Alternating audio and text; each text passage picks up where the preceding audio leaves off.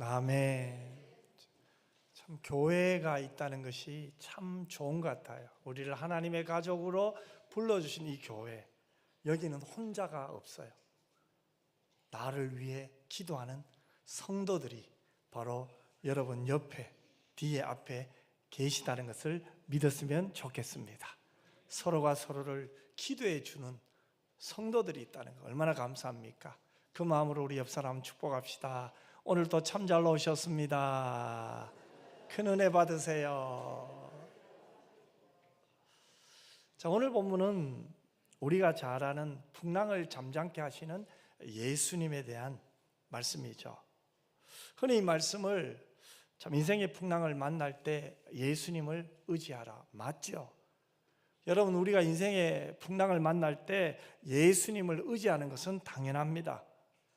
그러나 오늘 본문을 끝까지 읽어보면 성경을 우리를 더 깊은 질문으로 이끌어가고 있다는 것을 알 수가 있어요.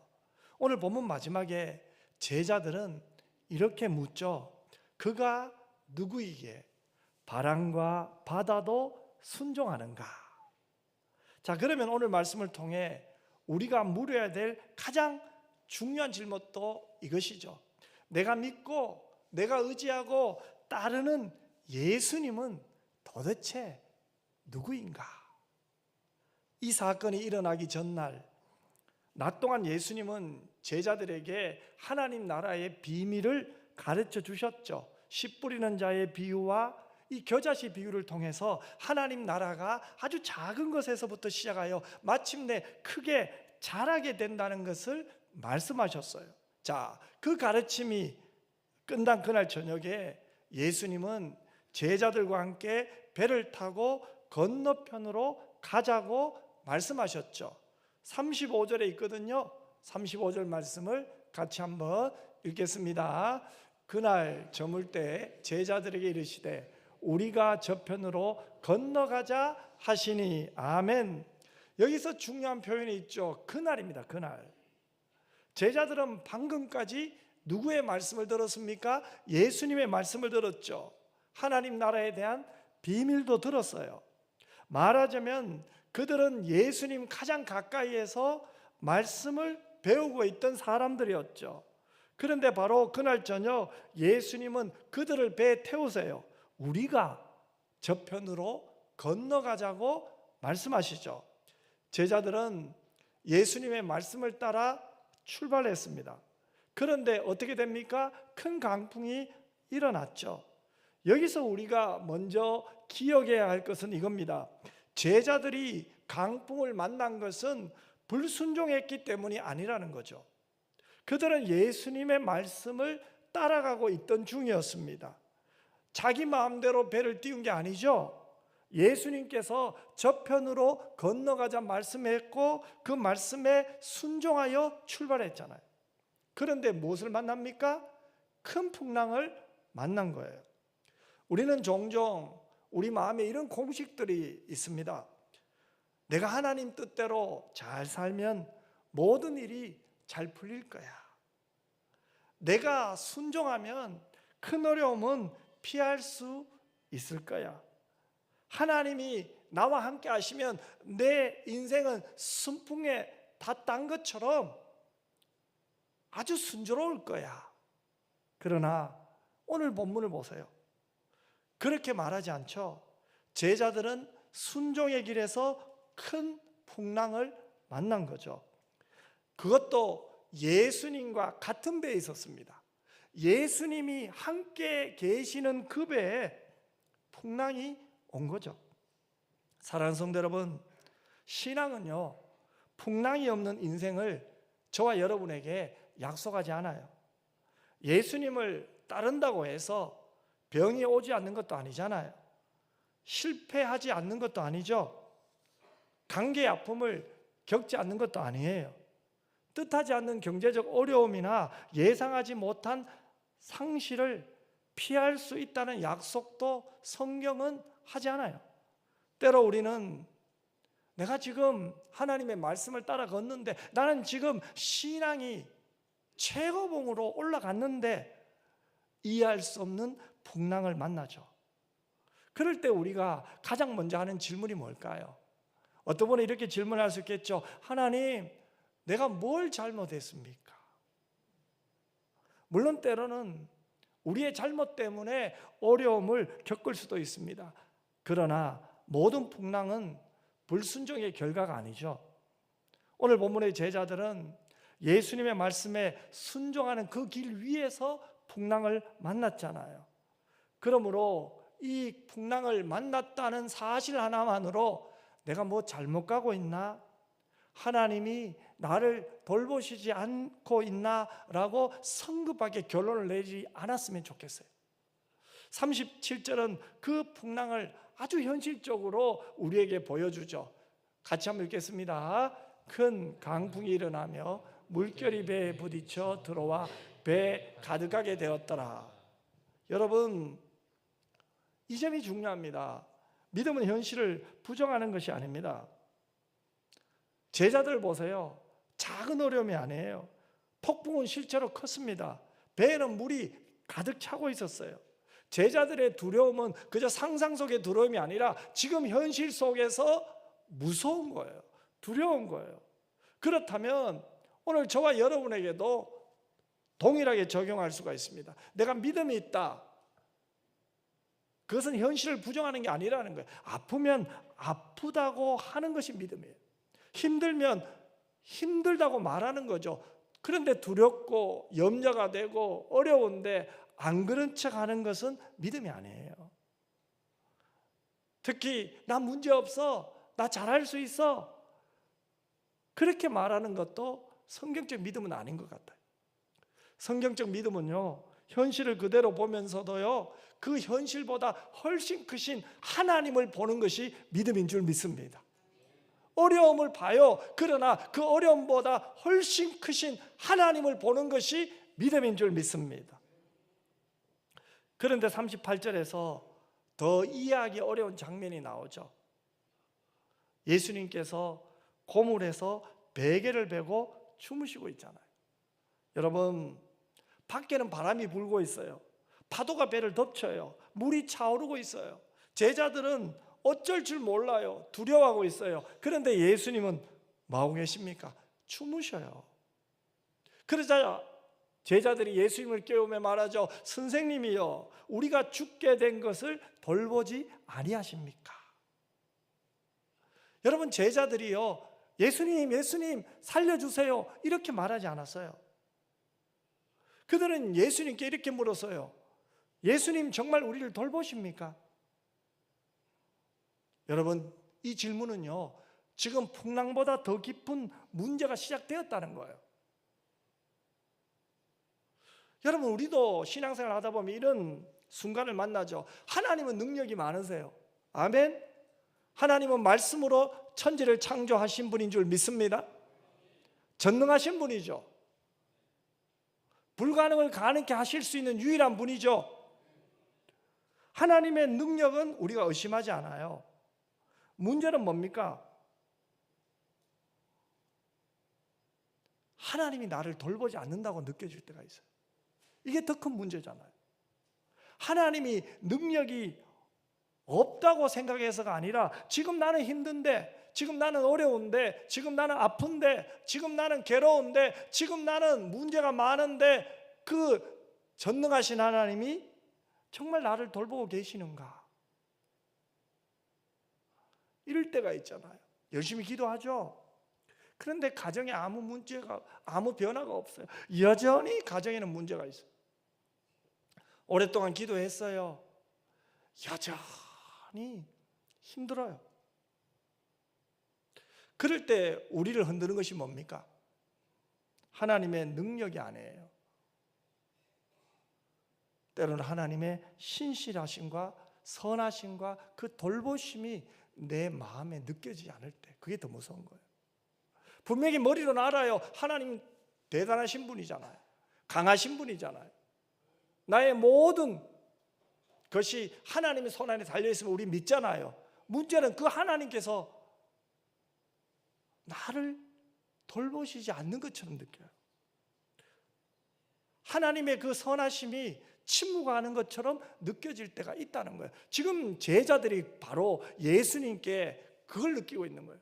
예수님은 주무시고 계세요. 예수님은 조금 전까지 우리에게 말씀 전하시고 하나님 나라의 비밀도 말씀하시고 예수님이 우리를 불렀는데 이분은 지금 우리가 힘들고 어렵고 생명의 위협 가운데 있는데 지금 우리에게 별 관심이 없네. 주무시고 계시네. 여러분, 제자들은요, 예수님의 침묵을 예수님의 무관심으로 해석했습니다. 즉 예수님이 지금 주무시고 있으니까 우리에게는 전혀 관심이 없어, 이렇게 결론을 내려버렸어요. 그런데 여러분, 이 결론이 맞나요? 틀렸죠. 예수님께서 어떻게 하십니까? 일어나시잖아요. 그리고 39절에서 놀라운 일이 일어납니다. 39절 말씀 같이 읽겠습니다. 예수께서 깨어 바람을 꾸짖으시며 바다더러 이르시되 잠잠하라 고요하라 하시니 바람이 그치고 아주 잔잔하여 지더라. 아멘. 여러분, 예수님이 제자들이 깨우자 하나님 아버지 이 바람을 잔잔하게 하여 주옵소서 기도하지 않았어요. 예수님이 직접 말씀하시잖아요. 잠잠하라, 고요하라. 그리고 그 바람과 바다가 누구의 말을 듣습니까? 예수님의 말을 듣잖아요. 예수님이 말씀하신 대로 바람과 바다가 순종하잖아요. 여러분, 이 장면이 왜 놀랍습니까? 이 장면이 놀라운 이유는 단순한 기적이 일어났기 때문이 아니에요. 구약 성경에서 바람과 폭풍을 다스릴 수 있는 분은 하나님밖에 없어요. 그런데 지금 누가요? 예수님의 제자들 입장에서는 자기들과 함께 배에 타고 계셨던 예수님이 바람과 바다에게 명령하시니까 예수님의 명령을 듣고 바람과 바다도 순종하고 있는 거예요. 그래서 제자들이 마지막에 이런 질문을 하죠. 그가 누구이기에 바람과 바다도 순종하는가? 여러분, 이것이 오늘 본문의 가장 중요한 중심이에요. 오늘 우리가 붙들어야 될 메시지의 가장 큰 중심은 바로 여기에 있습니다. 성경은 우리가 단순히 우리가 예수를 믿으면 예수님은 우리의 모든 문제를 해결해 주시는 분이다, 이렇게만 말하지 않아요. 우리에게 더 깊이 물어요. 너에게 문제를 해결하신 분이, 너희의 모든 염려를 해결해 주신 이분이 도대체 누구인가? 그리고 오늘 본문에는 아주 인상적인 반복이 나와요. 37절에는 큰 폭풍이 나오죠. 39절에는 큰 고요가 나와요. 41절에는 큰 두려움이 나와요. 큰 폭풍이죠. 큰 고요죠. 큰 두려움입니다. 처음에는 제자들에게 폭풍이 가장 크게 보였을 거예요. 그런데 예수님이 말씀하시자 어떻게 됩니까? 그 큰 폭풍이 큰 고요로 변한 거죠. 그리고 그때 제자들이 깨닫기 시작합니다. 야, 이분은 내가 생각했던 것보다 훨씬 더 크신 분이구나. 이야, 이분은 우리가 생각했던 것보다 훨씬 더 크신 분이구나. 그래서 제자들이 어떻게 합니까? 바람과 바다가 예수님의 말씀에 순종하여 풍랑이 사라졌잖아요. 바다가 고요해졌잖아요. 그런데 제자들은 이때부터 예수님을 더 두려워하기 시작했어요. 바람이 잔잔해지고 이제 그들의 생명의 위협을 느끼지 않을 정도가 되었는데 오히려 성경은 그들이 두려워하고 있다고 말해요. 이상하지 않습니까? 왜 그렇습니까? 이제 그들의 시선이 폭풍에서 예수님께로 옮겨졌기 때문에 그래요. 여러분, 이것이 신앙의 중요한 변화입니다. 우리는 늘 물어요. 주님, 이 문제를 언제 해결해 주실 겁니까? 물론 중요한 질문입니다. 그러나 주님은 때때로 우리를 더 깊은 질문으로 이끄십니다. 그래, 너는 지금 이 어려운 상황 속에서 나를 누구라고 믿고 있느냐? 너 어려운 거 안단다. 너 지금 나를 믿고 기도하는 거 아는데 너는 지금 이 상황 속에서 나를 누구라고 믿고 있느냐? 40절에서 예수님은 제자들에게 물어요. 어찌하여 이렇게 무서워하느냐? 너희가 어찌 믿음이 없느냐? 여러분, 다른 주요 역본들과 원문을 살펴보면 여기에서 아주 중요한 표현이 나옵니다. 그 단어는 바로 아직도라는 말이에요. 그러면은 이 본문을 이렇게 해석할 수가 있잖아요. 예수님이 제자들에게 물어요. 얘들아, 너희는 아직도 믿음이 없느냐? 너희는 아직도 믿음이 없느냐? 제자들은 예수님을 처음 만난 사람들이 아니잖아요. 예수님의 말씀을 들었어요. 기적을 보았어요. 예수님과 함께 걸었어요. 그런데 새로운 풍랑이 오자 어떻게 됩니까? 예수님의 돌보심을 의심했잖아요. 그래서 예수님이 물은 거죠. 너희는 아직도 믿음이 없느냐? 이 말씀은 오늘 저와 여러분에게도 똑같이 적용됩니다. 여러분, 우리가 얼마나 신앙생활을 오래 했습니까? 얼마나 오랫동안 주님을 믿었습니까? 얼마나 많은 말씀을 들었습니까? 얼마나 많은 은혜를 경험했습니까? 그런데 새로운 풍랑을 만나면 어떻게 됩니까? 마치 하나님을 처음 만나는 사람처럼 무너지지 않습니까? 마음이 불안하고 어찌할 바 몰라서 발망동동 구르면서 그동안 내가 들었던 말씀이 생각나지 않아요. 그동안 내가 경험했던 하나님이 느껴지지 않아요. 오직 그 문제 앞에서 당황해하는 나를 보지 않습니까? 지금 제자들이 그런 거예요. 조금 전까지만 해도 낮 동안 계속해서 말씀을 들었잖아요. 그것도 하나님 나라의 비밀을 들었습니다. 그럼에도 불구하고 현실의 어려움을 만나자 나에게 말씀을 전하신 그분에 대해서는 다 잊어버리고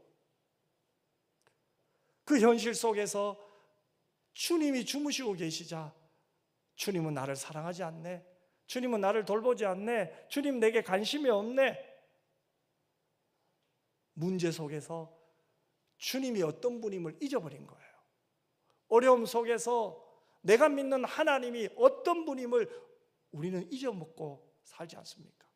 잊어버려서 이제 그 하나님 앞에 기도할 믿음조차 사라지고 있는 나를 보고 있지는 않습니까? 여러분, 믿음이 뭡니까? 지금까지 저와 여러분이 수없이 하나님을 경험했잖아요. 그러면은 오늘의 위기 속에서라도 우리는 그 하나님을 끝까지 신뢰하는 것이 믿음이잖아요. 내 형편이 좀 좋아지면 하나님 나 사랑하는 것 같고, 내 형편이 좀 어려워지면 하나님은 내게 별로 관심이 없는 것처럼 느껴지고 있다면 이거는 하나님을 믿는 것이 아니잖아요. 하나님이 주신 것을 믿고 있잖아요. 하나님이 주신 것 때문에 내 마음이 왔다 갔다 하고 있잖아요. 여러분, 믿음은요, 두려움이 내가 믿는 예수님에 대한 최종 판결을 내리지 못하는 거예요. 제자리의 상황 판단은 상당 부분 맞아요. 폭풍이 크다 맞잖아요. 배에 물이 가득 차서 맞잖아요. 그래서 우리가 위험하다 너무나 맞잖아요. 그러나 마지막 결론은 뭡니까? 상황을 분석하고 판단하는 그들의 지적 능력은 좋았습니다. 하지만 예수님에 대한 판결은, 아니 예수님에 대한 그들의 믿음은 전혀 달랐습니다. 뭐라고 말합니까? 예수님이 우리를 돌보지 않는구나. 뭐 때문에요? 상황 보고요, 환경 보고요. 마치 예수님이 내게 말씀을 가르쳐 주신 그분이 나를 돌보지 않는 것처럼 생각하고 있는 제자들을 우리는 오늘 본문에서 보고 있는 거예요. 그러면 예수님에 대한 이 제자들의 생각은 틀린 거잖아요. 여러분, 이것은 오늘 저와 여러분의 동일하게 적용합니다. 여러분, 인생을 산다는 게 만만하지 않잖아요. 우리가 원하는 대로 되면 얼마나 좋아요. 누가 아프고 싶습니까? 그런데 아파요. 먹고 마시고 잠을 자는데 좀 걱정 없이, 돈 걱정 없이 좀 먹을 수 있었으면 얼마나 좋겠어요. 다른 사람을 좀 마음껏 도와줄 수 있는 경제적 여유가 있으면 얼마나 좋겠어요. 그런데 우리 상황은 대부분이 그렇지가 않잖아요. 어렵잖아요. 그러면 경제적 상황이 어려운 거 맞잖아요. 지금 내가 처한 상황은 어떻습니까? 점점 어려워지죠. 작년보다 올해 더 어렵고 올해보다 내년이 더 어려워질 거라는 그런 예상이 자꾸 마음에 들지 않습니까? 틀린 게 아니잖아요. 맞잖아요. 건강도, 경제적 사정도, 여러 가지 문제들이 우리에게 있잖아요. 맞아요, 이거는. 내 힘으로 감당하기 어려운 일들이 많아요. 맞죠? 그런데 제자들처럼 이 상황에 맞추어서 내가 지금 처한 상황이 맞아요, 어려워요, 힘들어요, 내 힘으로 할 수 없어요, 그래서 하나님 지금 나 돌보지 않으셔, 이렇게 결론 내리면 안 된다는 거예요. 오늘 본문이 우리에게 주는 메시지가 이거란 거예요. 하나님이 주무시고 계시는 게 아니라는 거예요. 그리고 또 한 가지 더 생각해 봅시다. 예수님께서 처음에 뭐라고 말씀하셨습니까? 제자들 보고 너희가 저편으로 건너가라 이렇게 말하지 않았어요. 우리가 저편으로 건너가자고 했잖아요. 예수님이 함께 갔잖아요. 같이 가자고 했죠. 조금 전까지 말씀을 전하신 그분이, 하나님 나라의 비밀을 말씀하신 그분이 같이 가자고 했잖아요. 같은 배에 타셨어요. 풍랑도 함께 겪으셨어요. 예수님도 겪으셨어요. 물론 예수님이 함께 하신다고, 그 배에 함께 타셨다고 풍랑이 오지 않는 것은 아니라는 것을 오늘 본문을 통해서 우리는 알았어요. 하지만 풍랑이 왔다고 해서 배에 함께 타신 예수님이 떠나신 게 아니잖아요. 여전히 그 배에 계셨잖아요. 여러분, 이것이 얼마나 우리에게 큰 힘이 되고 위로가 됩니까? 내가 어렵다고 해서 예수님이 떠난 게 아니에요. 성경은요, 풍랑 없는 인생을 약속하지 않아요. 하지만 풍랑 가운데 내가 홀로 버려져 있지 않아요. 그 풍랑 가운데 예수님이 함께 계세요. 아멘. 성경이 우리에게 말씀하는 거 이거예요. 풍랑 가운데 주님이 함께 하시다는 거예요. 그리고 마가복음을 끝까지 읽어보면 우리는 예수님께서 단순히 배에 함께 타시는 정도가 아님을 알게 돼요. 예수님은요, 마지막에 어떻게 하십니까? 인간의 고통과 죽음의 차리까지 내려가셔요. 우리의 죄를 대속하기 위하여 십자가를 지시는 분임을 우리는 말씀을 통해서 봐요. 그러므로 우리는 이 예수님을 그저 내 어려울 때 나를 도와주는 분, 내 힘들 때 나를 위로해 주는 분, 단순한 문제 해결자로 이해해서는 안 된다는 거예요. 예수님은요, 내 인생의 전부예요. 아멘. 영원토록 나를 떠나지 않으시고 나와 함께 하시면서 나의 죄를 대신하여 십자가 지신 분이에요.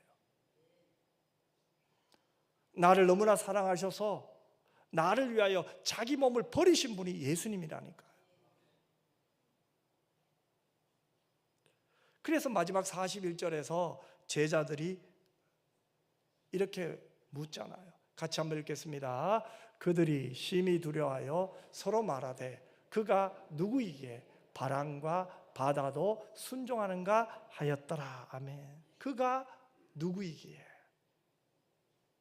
그가 누구이기에 바람과 바다도 순종하는가, 그가 누구이기에. 이 말씀을 묵상하면서 한 목사님의 어린 시절 이야기가 떠올라요. 엘리야 망강이라는 목사님이 계셨어요. 이분은 어린 시절을 인도네시아의 바닷가에서 자랐어요. 그런데 인도네시아 바닷가에서 자랄 때 목사님이 친구들과 가장 많이 한 놀이는 축구였어요. 그것도 해변에서 축구를 했대요. 그런데 여러분 아시다시피 이 바닷가에서 축구를 할 수 있는 시간은 언제입니까? 썰물 때뿐이죠. 아무리 재밌게 축구를 해도요, 시간이 지나서 밀물때가 들어오면 어떻게 됩니까? 축구를 그만둬야 됐어요. 아무리 재밌어도 집으로 가야만 했어요. 그런데 아이들은 어때요? 조금 더 놀고 싶잖아요. 함께 축구하니까 얼마나 재밌어요. 그래서 밀물때가 이렇게 오면요, 아이들은 바다를 향해서 이렇게 말한대요. 조금만 늦게 들어와.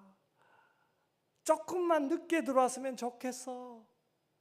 그러나 여러분, 바다가 아이들의 말을 듣습니까? 안 듣잖아요. 아이들이 아무리 소리친다고 해서, 좀 더 축구하고 싶어서 아무리 외친다고 해서 그 바다가 아이들의 부탁을 들어주지 못하잖아요. 아무리 아이들이 부탁해도 밀물 시간이 되면 바다는 어김없이 들어와요. 여러분, 우리 인간이 그렇잖아요. 인간이 바다에게 무엇을 명령할 수 있겠어요? 큰 권세를 가진 사람이 있어요. 권력의 핵심이에요. 그런데 바다를 멈출 수 있나요? 자연에게 명령할 수 있나요? 명령한다고 해도 바다가 말을 듣나요? 군대를 동원한다고 해서 파도를 멈출 수가 있나요? 없잖아요. 돈이 아무리 많다고 해도 태풍의 진로를 바꿀 수 있나요? 없어요. 바다는요, 인간의 말을 듣지 않아요.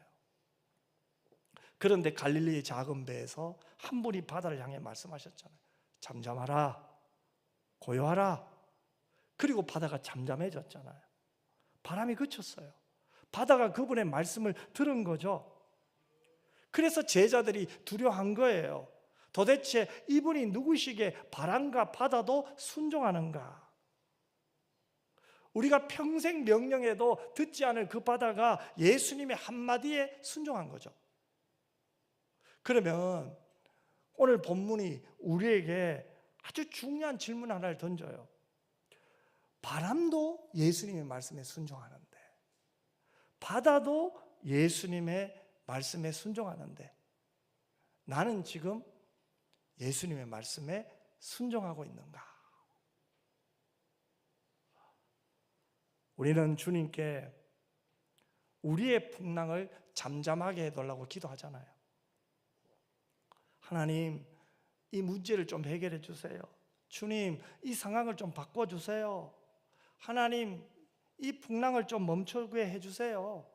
그런데 오늘 말씀은 우리의 기도에 또 하나의 질문을 더합니다. 너는 풍랑을 잠잠하게 해달라고 요구하고 있지? 예. 그러나 풍랑도 순종하는 주님 앞에 너는 너 자신을 순종하고 있니? 풍랑을 잠잠하게 하는 그분의 말씀에 너 지금 순종하고 있니? 그것을 우리에게 말씀하고 계시는 것 같아요. 여러분, 예수님은 내가 의지해야 될 분 맞습니다. 내가 힘들고 어려울 때, 내 인생에 큰 강풍이 불 때 의지해야 될 분입니다. 그러나 그 예수님은 또 내가 순종해야 될 분인 줄 믿습니다. 사랑하는 성도 여러분, 저에게도 여러분에게도 어찌 보면 인생의 큰 강풍을 만날 때가 있어요. 아니면 지금 큰 풍랑 속에 있는 분도 계실 거예요. 여러 가지가 있겠죠. 몸의 아픔, 또 자녀의 문제, 가정의 어려움, 관계의 상처일 수도 있죠. 아무에게도 말하지 못하고 혼자 끙끙 앓고 있는 그 풍랑이 저와 여러분의 마음에는 한 가지 있잖아요. 하지만 오늘 본문은 우리에게 가볍게 말하지 않아요.